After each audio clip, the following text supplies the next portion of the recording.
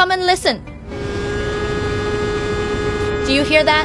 When I hit the brakes, there's a constant buzzing sound. Do you know the reason? Go to the front and check it out. If you go to the repair shop, they'll make you change the brake fluid, polish the brake discs, or even in serious cases, they'll make you replace the whole brake system. It costs a lot of money, but the problem is not solved at all.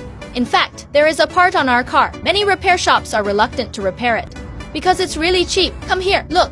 Here it is. It's called a brake booster sensor. Let's take it apart. It's very simple to remove. First, unplug it, and then pull out the pipe on this end. Follow this pipe down. Unplug it. Okay, and then keep going down, and then pull out this end as well.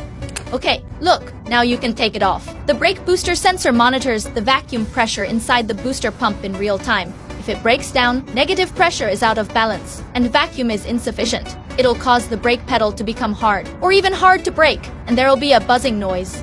In this case, all you have to do is spend a few dollars to buy a new one and replace it. The problem will be solved. Follow me and learn about cars every day.